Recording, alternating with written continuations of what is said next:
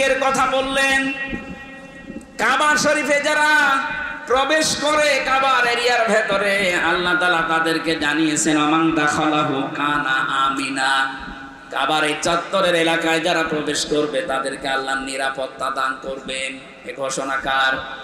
আরো জোরে। যেহেতু আমরা বাংলাদেশের মানুষ ৬,০০০ কিলোমিটার দূরে আছি, সব সময় কাবার চত্বরে যাওয়া সম্ভব না। আমাদের ৫৬,০০০ বর্গ মাইল যদি কাবার চত্বরের মতো নিরাপত্তা দিয়ে ঢেকে রাখতে চাই, কোনো আমল নেই দুনিয়ায়, কোনো কাজ নেই। এটা সূরা আনামের ৮২ নাম্বার আয়াতে পাবেন। ৭ নাম্বার পারা ১৭ নম্বর পৃষ্ঠার ১ম নাম্বার লাইনে আছে, আল্লাযীনা আমানু ওয়া লাম ইয়ালবিসু ঈমানাহুম বিযুলমিন উলাইকা লাহুমুল আমনু ওয়া হুম মুহতাদুন। একটু খেয়াল করবেন এদিকে, কোন দিকে তাকাচ্ছে? ইয়া কি করার জন্য এসেছে?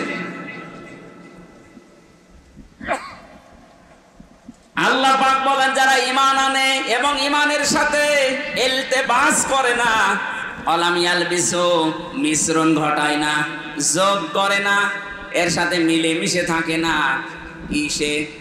বিজুলমিন, জুলুমকে। এখানে জুলুম মানে শিরিক। জুলুম মানে কি? যারা তাদের ঈমানের সাথে শিরিককে মিশ্রণ করে না, উলাইকা লাহুমুল আমনু, আল্লাহ বলেন এই মানুষগুলো আমি আল্লাহর কাছে নিরাপদ। ওরা যদি নিরাপত্তা পেতে চায়, আমি আল্লাহ বলছি তারা যেন ঈমানকে শিরিক থেকে বাঁচিয়ে রাখে। আমি মক্কা মদিনায় বহু ঘোরাঘুরি করেছি জীবনে, ওখানে আর যাই হোক ওখানে শিরিক নেই। কথা বুঝতেছে? আমান দাখালাহু কানা আমিনা, সূরা ইমরানে আছে। আল্লাহ পাক বলেন কেউ যদি কাবার চত্বরে প্রবেশ করে তাকে যেমন নিরাপত্তা দিয়ে দেয়। এটা তো কাবার চত্বর, এইটা না, এ চৌগাছা কি কাবার চত্বর? কথা বলে না কেন? এই জায়গাটা তো কাবার চত্বরের মতো নিরাপদ বানানো লাগবে। বাংলার এই ৫৬,০০০ বর্গ মাইল যদি আমরা নিরাপত্তায় ঢেকে রাখতে চাই, কত রকমের হুমকি আমাদের উপরে, বাইরের দেশের হুমকি, প্রতিবেশীদের হুমকি। এই কথা বলছে না কেন? এই যে বঙ্গোপসাগরের হুমকি, কত হুমকি আমাদের সামনে, কত বিপদ। আল্লাহ পাক যদি ১ সেকেন্ডের ভেতরে দেশটা ডুবিয়ে দেওয়ার ইচ্ছা করে, শুধু কোন বলবেন, ফায়া কোন, সঙ্গে সঙ্গে হয়ে যাবে। কারণ সেই সিস্টেম আমাদের চারিদিকে আছে। আল্লাহ বলেন এত বড় বড় বিপদ থেকে নিজেদেরকে যদি নিরাপদ রাখতে চাও, তাহলে শিরিক তোমাদের ঈমানের সাথে মেশাবা না। বাংলার মানুষেরা এদেশে একটা গোপন শিরিক প্রকাশ্যভাবে রূপ নিয়েছে। এই শিরিকটা যদি আমরা তুলে দিতে না পারি, আমরা কিন্তু নিরাপত্তা পাবো না। কারণ নিরাপত্তা দেওয়ার মালিক আমেরিকা না, নিরাপত্তা দেওয়ার মালিক কে? আমি কি ওই গোপনটা বলবো? রাগ করবেন না তো? এদেশে বহু মানুষ এই কথা বলে, ক্ষমতার উৎস জনগণ, এটা শিরিক। এটা সূরা বাকারার ভেতরে আছে, আন্নাল কুওয়াতা লিল্লাহি জামিআ, সব ক্ষমতার মালিককে। আরো জোরে, জোর হলো না? আর একবার বলেন, জবান খুলে সবাই বলেন, ক্ষমতার মালিককে। এইটাই হারিয়ে ফেলেছিলে ১৫.৫ বছরে। ওরা মনে করতো আমরাই ক্ষমতার মালিক। এখনো পর্যন্ত অনেকের ভেতরে বিশ্বাস আছে, অথচ লোকটা নামাজ পড়ে, রোজা রাখে, হজও করে এসেছে, দান সাদকা করে, কিন্তু বিশ্বাস করে আমাকে জনগণ ক্ষমতায় বসাবে। কি কথা বলেন না কেন? এটা যে শিরিক, আপনি কি বিশ্বাস করেন? সূরা বাকারা কি করেন? একটা কথা বোঝার মতো কিছু না, আপনি গল্প করছেন মানে।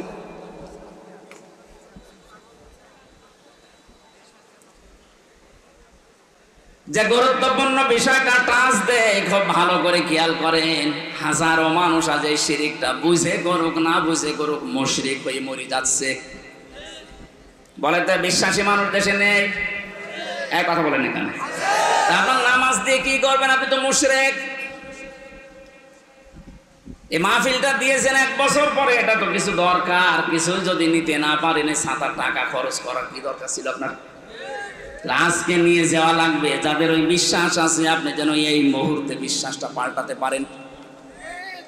এটা আপনার কাজে লাগবে সব সময়, মরণের সময়। এখন একটা তথ্য বলছি কোরআনে কারিম থেকে, সূরা নাহাল 32 নম্বর আয়াত।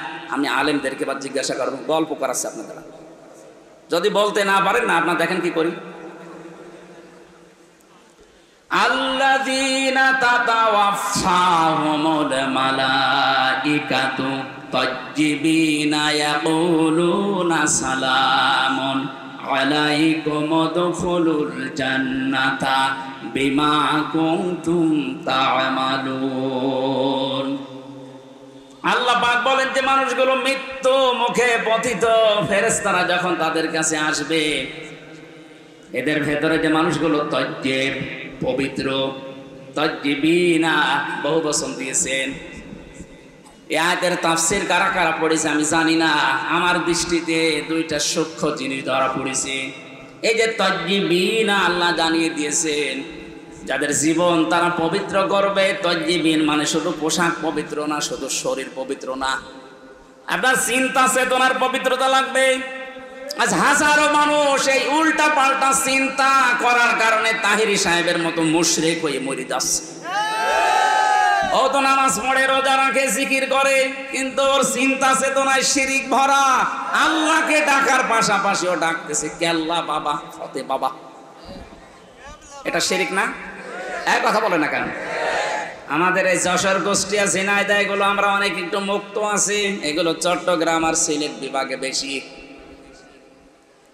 আমি যেটা আপনাকে শিক্ষা দেওয়ার জন্য বলছি, ফেরেশতারা যখন দেখবে এর মৃত্যু পর্যন্ত পুরাটা এর শরীর না, এর পোশাক না, এর চিন্তা চেতনা, এর বিশ্বাস, এর কর্মজীবন, সব জায়গাগুলো পবিত্র, পরিষ্কার, পরিচ্ছন্ন, তখন ফেরেশতারা বলবে ইয়াকুলুনা সালামুন আলাইকুম উদখুলুল জান্নাহ, শান্তি তোমাদের উপরে, প্রবেশ করো আল্লাহর ওই বাগানে। জোরে বলেন আল্লাহু আকবার। আমাদের প্রতিটি মানুষের জীবনে এরকম একটা সময় আসুক, আমরা চাই না। তাহলে আমাদের চিন্তার পবিত্রতা আনা লাগবে। যারা এই বিশ্বাসে এখনো পর্যন্ত আছেন যে ক্ষমতার উৎস জনগণ, এরা আমাকে ভোট দিয়ে ক্ষমতায় বসাতে পারে, আল্লাহ না, তাহলে এই বিশ্বাস করার নাম শিরিক। কারা কারা এই বিশ্বাস করেন হাত তোলেন তো। এলাকায় তো মুশরিক আছে, মুশরিকের জন্য জানাজা নেই, কবরস্থান নেই, ওই যে পুড়িয়ে ফেলে হিন্দুদের মতো আপনাকে পুড়িয়ে ফেলা লাগবে না। কয়েকজনের আছে আমি জানি, যাদের আছে তারা পাল্টাবে। এই মুহূর্তে এই শিরিকটা বাংলাদেশ থেকে আমরা তুলে দিতে চাই, এটা লাইভ চলছে, সারা দুনিয়া শুনতেছে। ক্ষমতার উৎস কে বলেন তো? এই জবান খুলে বলবেন ক্ষমতার উৎস কে?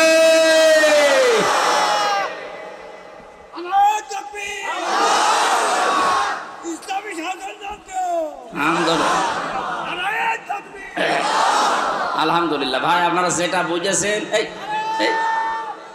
এই বসেন বসেন বসেন, এমনি সময় নেই ভাই। এই বসেন বসেন বসেন, কোন পাগলের খাড়া করে দিলেন? আরে জামা ধরে বসান,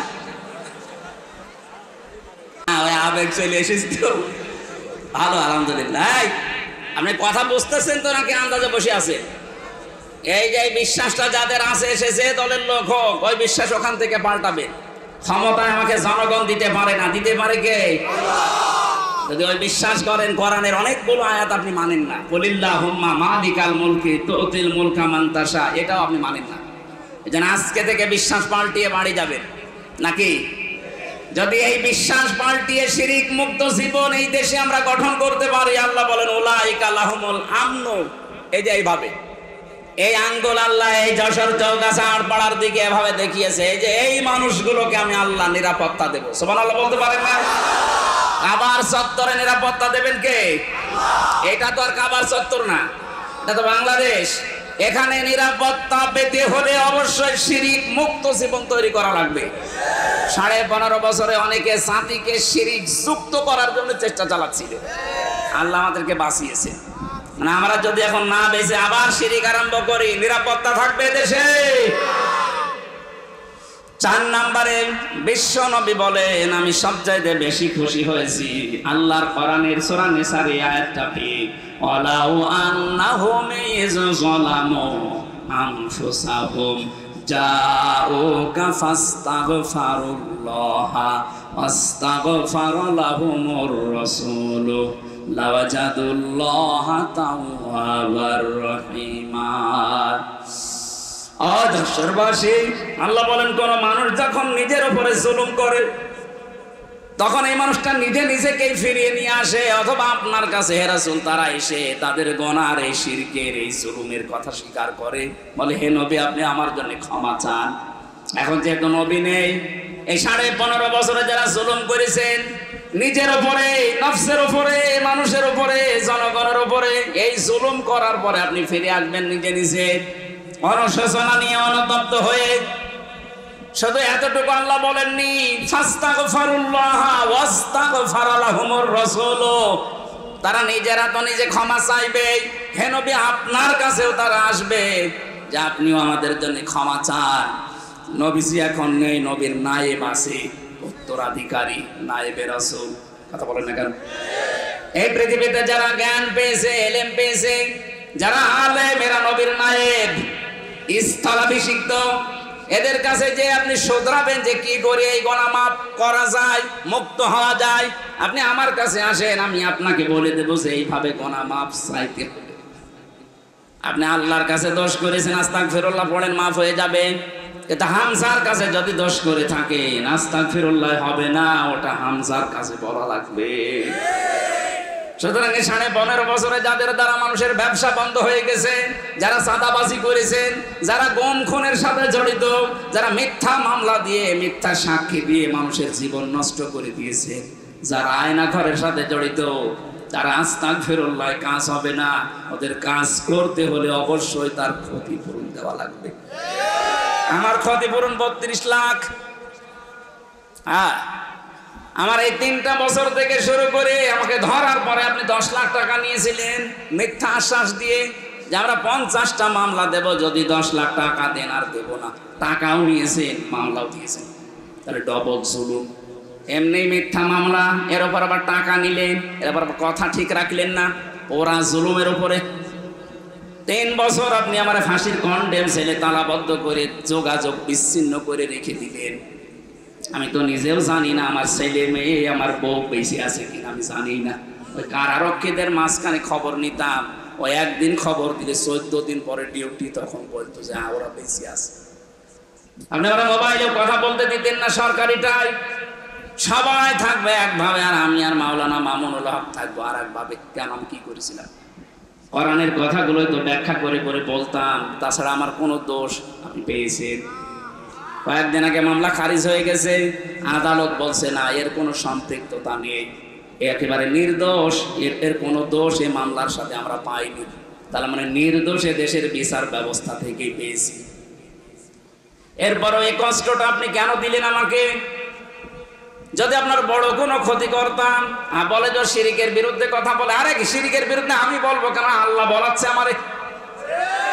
কথা বলেন কেন? শিরিকের বিরুদ্ধে কথা আমি বলি না, আল্লাহ বলাই। ওনার ওই অ্যাডভার্টাইজ যদি আমি না করি, আমি কিসের বান্দা, কিসের আলেম হলাম আমি? শিরিকের পক্ষে যারা, মূর্তির পক্ষে যারা কথা বলতো, তাদেরকে বড় বড় জায়গায় ইমামতি দিয়ে দিত। মডেল মসজিদের ইমাম তুই, জাতীয় মসজিদের ইমাম তুই, এরকম বহু ঘোষণা আমিও পেয়েছিলাম। রিমান্ডে প্রথম যে 7 দিন, 3 দিনের দিনে আমাকে বলেছিল যা যা বলতে বলি এটা যদি বলতে পারেন আপনি কি চান, আকিস গ্রুপে চাকরি করেন, আরো বড় জায়গায় লাগিয়ে দেব। ওই সময় যদি ওদের কথা মতো লিখে দিতাম যে ঠিক আছে বাবা, শাহজালাল সব হালাল, 3 বছর না 3 দিনও আমার জেলখানায় থাকা লাগতো না। বলেন তো সত্যি করে আমি কি করেছিলাম আপনার কোনো ক্ষতি? আপনি কেন বারবার আমার ফাইল আটকিয়ে রাখতেন? লাল কালি দিয়ে বলেছে এইটা এইটা এইটা হবে না, যতই আদালতে তুলে আমি করবো কি? বাড়িতে মাঝে মাঝে কারারক্ষীদের মাঝে খবর নিতাম যে ভাই বলবেন যে আমার মামলা তুলতে। বললাম না, একদিন পরে 14 দিন পরে একবার খবর আসে, ওরা বলতো কি বলবো? বারবার তো বলি আপনার মামলা তো তোলে, কিন্তু দেয় না, আল্লাহর ওলির সই লাগবে। এত বড় অত্যাচার জুলুম আপনি নীরবে আমার উপর করতে পারলেন। একটা দুর্বল মানুষ, আমার শরীরই চলে না। আমি কি আপনার মেয়ের দিকে তাকিয়েছি কোনোদিন? আর আপনার যে মেয়ে, ও কি তাকানোর মতো? আমি আমার মতো 10টা মানুষ তো কিছুই হবে না। এক কথা বলছেন, হ্যাঁ? এইরকম মেয়ের দিকে আমি তাকাবো কি করে? আমার যেটা আল্লাহ দিয়েছে ওইটাই তাকিয়ে শেষ করতে পারছি না। কিছুই পাননি দোষ, অথচ বিনা কারণে আমার জীবন থেকে এই 32 লক্ষ টাকা প্রায় আমার বাবা, আমার চাচা এদের কাছ থেকে নিলেন। আমার এভাবে কষ্ট দিয়ে 3টা বছর নষ্ট করলেন। কত মাহফিল নেওয়া ছিল সবগুলো ধ্বংস করে দিলেন। আর আপনি এখন আস্তাগফিরুল্লাহ পড়বেন, আল্লাহ মাফ করে দেবে। আল্লাহকে ওই রকম নাকি? হ্যাঁ, আল্লাহর কাছে দোষ করেছেন, ওইটা আল্লাহর ব্যাপার। আপনি নামাজ পড়েননি, মাফ চান, উনি মাফ করে দেবে। রোজা রাখেননি, যদি বলেন আমার ভুল হয়ে গেছে, উনি মাফ করে দিলেও দিতে পারে, আবার শাস্তি দিলেও দিতে পারে। কিন্তু আপনি বান্দার কাছে যদি কোনো অপরাধ করে থাকেন, ওই অপরাধের শাস্তি নেওয়ার জন্য তার কাছে স্বীকার করা লাগবে আর তার ক্ষতিপূরণ দেওয়া লাগবে, নয়তো আপনার মাপ নেই। কোন মানুষ যখন মানুষ হত্যার সাথে জড়িত হয়ে পড়ে, অমাইয়াতুল মুমিনাম মুতাআম্মিদান ফাজাযাউহু জাহান্নাম খালিদান ফিহা ওয়া গাদিবাল্লাহু আলাইহি ওয়া লা'নাহু ওয়া আ'আদ্দা লাহু আযাবান আযীমা। সূরা নিসার 93 নম্বর আয়াতে আছে, কোন মানুষ যদি কোন মুমিনকে হত্যা করে ফেলে তার শাস্তি 4টা। কয়টা? আরো জোরে বলেন। 1 নম্বরে তার পুরস্কার হিসাবে আল্লাহ তাকে জাহান্নামে দেবেন। 2 নম্বরে সে চিরকাল থাকবে। 3 নম্বরে আল্লাহ নিজে রেগে থাকবেন। 4 নম্বর তার উপরে লানত দেবেন। 3732 জন মানুষ আপনি 5 তারিখের আগ পর্যন্ত মেরেছেন। আপনি নিজে মেরেছেন, আপনার হুকুমে মারা হয়েছে। কথা বলেন না কেন?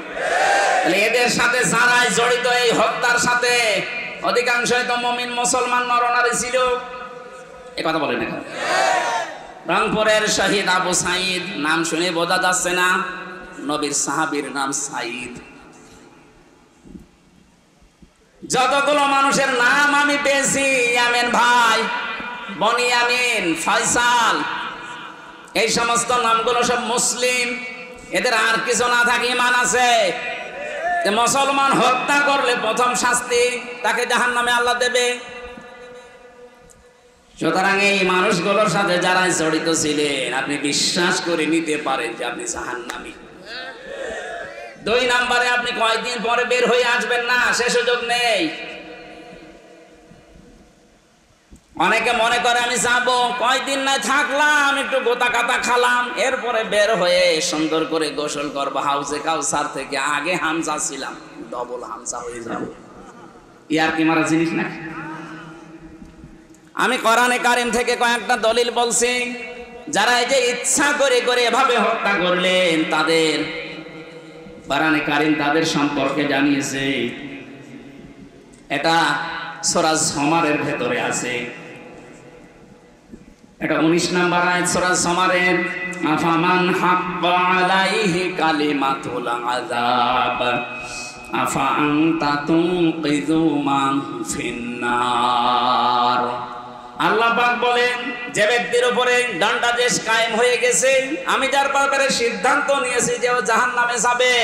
এই যে সূরা নিসার 93 নম্বর আয়াতে সিদ্ধান্ত কার? ওমাইয়াতুল মুমিনা মুতাআম্মিদান, যে ব্যক্তি কোনো মুমিন হত্যা করবে, ফাজাযাউহু জাহান্নাম। মাঝখানে ফা দিয়েছেন, কি দিয়েছেন? কেন? ফা 19টা অর্থে ব্যবহার হয়। যারা বালাগাত মানতেক পড়েছে তারা জানে, এখানে 13 নাম্বার একটা কায়দায় আমি পড়েছি, ফা ব্যবহার করা হয় এর পুরস্কার হিসাবে, জাযা হিসাবে। আগে যে কাজ করেছেন ওর পুরস্কার আল্লাহ দেবেই দেবে। সুতরাং যারা মুমিন হত্যার সাথে জড়িত, ডাইরেক্ট ইনডাইরেক্ট, এক কথা বলা লাগবে। আপনি হয়তো বলছেন, কই আমার হাতে তো পিস্তল ছিল না, আমি তো মারি নাই। আরে ভাই, আপনার নির্দেশ মতোই তো লগি বইটা গেছে। এই যশোরের চৌগাছা কোন পাগলা কোথায় এর কামড় দিয়েছে, কোন কারণে এখান থেকে ঢাকায় লোক বইটা নিয়ে যাবে? আপনার হুকুমে গেছে। তার মানে হুকুমের আসামি পরোক্ষ প্রত্যক্ষ আপনি। এ ফাট আল্লাহ এই কারণে দিয়েছেন, এই পুরস্কার হিসাবে তাদের প্রথমে আমি জাহান্নামে দেব। আর এখানে বললেন আফামান হাক্কা আলাইহি কালিমাতুল আযাব, যাকে শাস্তি দেব বলে আমি সিদ্ধান্ত নিয়ে ফেলেছি, আমি রায় দিয়ে দিয়েছি, বিচার করার পরে ফাইনাল সিদ্ধান্ত জানিয়ে দিয়েছি, যা তুই জাহান্নামী। আফা আনতা, এরপরও ফা দিয়েছেন হরফে ইস্তেফাম, প্রশ্নবোধক চিহ্ন, ইন্টারোগেটিভ সেন্টেন্স। আফা আনতা, হে নবী আপনি কি পারবেন? কাকে বলছে? নবীকে। কাকে বলেন বলেন? আফা আনতা, আপনি কি পারবেন? তুনকিযু মান ফিন্নার, ওই লোকটাকে জাহান্নাম থেকে বের করে নিয়ে আসতে? আপনি যে ধান্দায় আছেন আমি নবীর উম্মত, আপনি তো উম্মতই নেই। কথা বলেন না কেন? এখানে নবীকে আল্লাহ বলছেন আফা আনতা তুনকিযু মান ফিন্নার, আপনি কি পারবেন ওই লোকটাকে জাহান্নাম থেকে বের করতে? তার মানে নবী যদি না পারে, হামজার খবর আছে? ও মনে করছে না বাইতুল মুকাররম আমার মন মতো ইমাম আছে, ও দোয়া করবে। একজন দোয়াও করেছিল, আল্লাহ বঙ্গবন্ধুকে যারা মেরেছে তাদের সবাইকে তুমি জান্নাত দাও। দোয়া করাটা উল্টে গেছে। এটা তো একটা গেল, এরকম 27টা আয়াত আছে কোরআনে কারিমে। জাহান্নামে আল্লাহ যাদেরকে দেবে খেলাচোরা করার জন্য না, 2 দিন পরে পরে আপনাকে বের করে করে আবার সুন্দর করে হাউজে কাউসার দিয়ে গোসল করে দিয়ে দেবে। তাহলে তো দুনিয়ায় কেউ গোনায় ছাড়বে না। ও মনে করবে যা করি করি, নাই 10 বছর থাকলাম, 10 বছর পরে যখন বের হব একেবারে কালো হয়ে যাবো হাড়ির তলার মতো। তো একবার গোসল করলে তো আবার আগের হামজা আবার 100 গুণ চেহারা ফিরে যাবে। আমার আর কোনো অসুবিধা, ও জীবনে কোনোদিন গোনা ছাড়বে? বলেন বলেন? এই যে যারা ইচ্ছা করে করে মানুষগুলো মারলেন, একটা কবিরা গুনাহ। নবীজি এমনি তো খুশি হয়নি যে যারা বড় বড় কবিরা গুনাহ থেকে বেঁচে থাকতে পারবে তাদের ছোট গুনাহ আল্লাহ মাফ করে দেবে। ওয়ানুদখিলকুম মুদখালান কারীমা, একটা সম্মানজনক জায়গায় আল্লাহ তাদেরকে পৌঁছিয়ে দেবে, তার নাম জান্নাত। তার নাম কি? আমার আলোচনার বিষয় ছিল এই জায়গায় যে নিজে অপরাধ করেছেন যার কাছে, আপনি ক্ষমা চাবেন তার কাছে। সে যদি বলে আমার ক্ষতিপূরণ দেন, তার ক্ষতিপূরণ দেবেন, এরপরে পড়বেন আস্তাগফিরুল্লাহ। কথা বুঝেছেন না না বোঝার ভান করে আছে? বলেন বলেন? এই বাংলাদেশে এই তাওবাটা যদি শুরু হয়ে যায়, আমি যেমন আমার টাকা ফেরত পাবো, আমার মতো হাজারো মানুষ তাদের ব্যবসা ফেরত পাবে।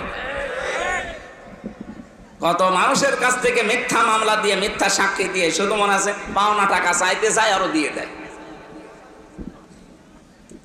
এরপরের আয়াত ছিল, নবীজি বলেন 5 নাম্বার আয়াত, আমি যেটা সবচাইতে বেশি খুশি হয়েছি জানো, অমাইয়া আমাল সুআন আও ইয়াজলিম নাফসাহু সুম্মা ইস্তাগফিরিল্লাহ ইয়াজিদিল্লাহ গফুরুর রহিমা।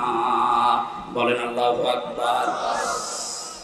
এটা সূরা নিসা 110 নাম্বার আয়াতে আছে, যে কেহ দুষ্কর্ম করে অথবা সে জীবনের উপর অত্যাচার করে অথবা আল্লাহর নিকটে সে ক্ষমা প্রার্থী হয়, সে আল্লাহকে ক্ষমাশীল এবং করুণাময় দেখতে পাবে। জোরে বলেন সুবহানাল্লাহ।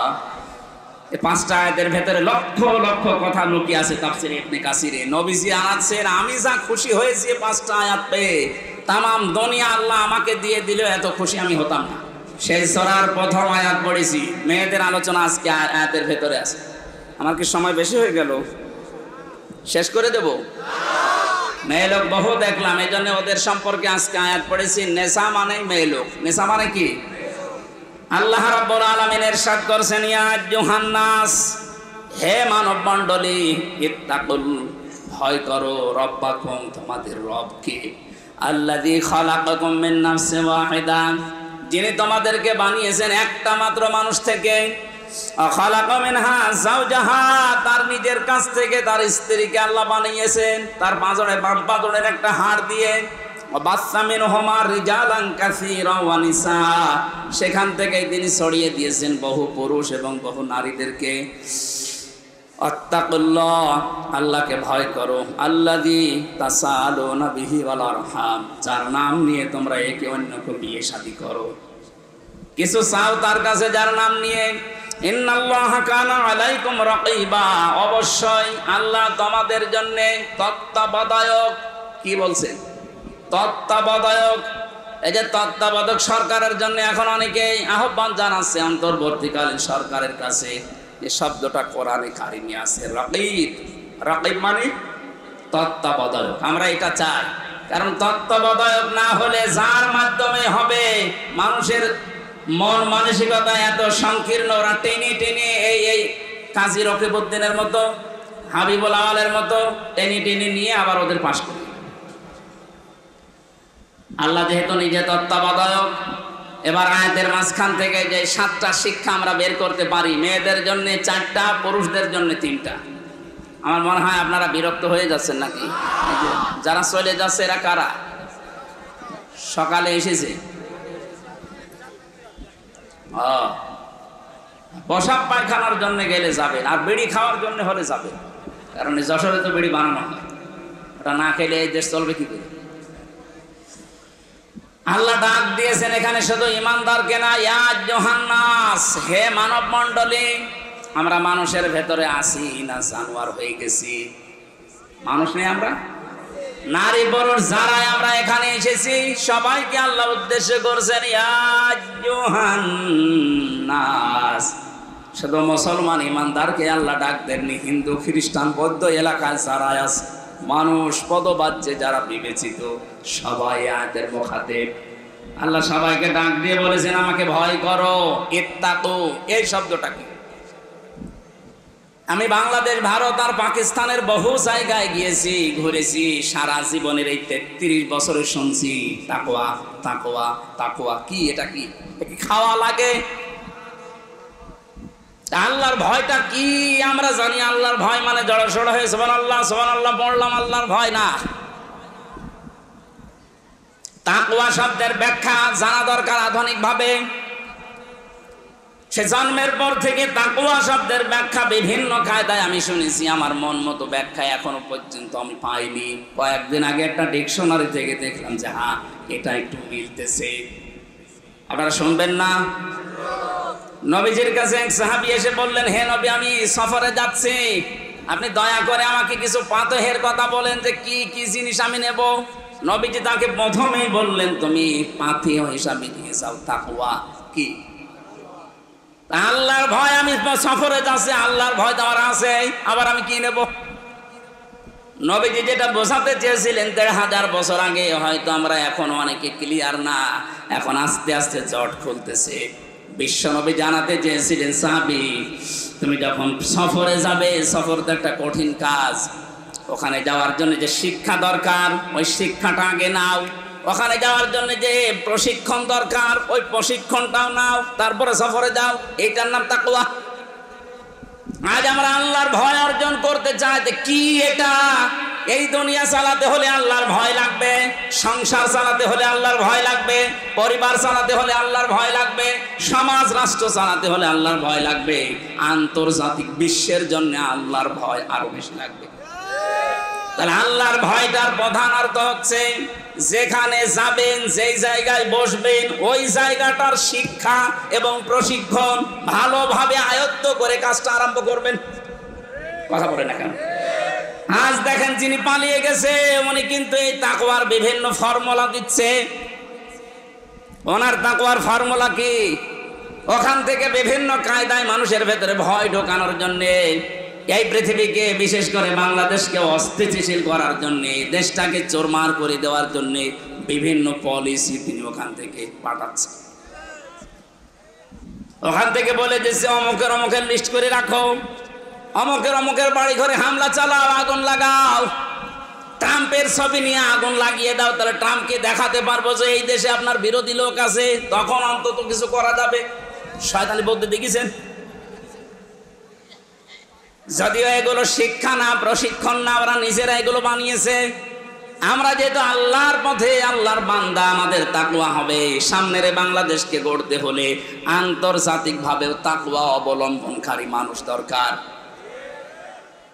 আন্তর্জাতিক জীবনের একটা আয়াত আল্লাহ কোরআনে নাযিল করেছেন, সূরা মায়েদা, এটা 6 নাম্বার পারার 16 নাম্বার পৃষ্ঠার 1 নাম্বার লাইনের 51 নাম্বার আয়াতে আছে।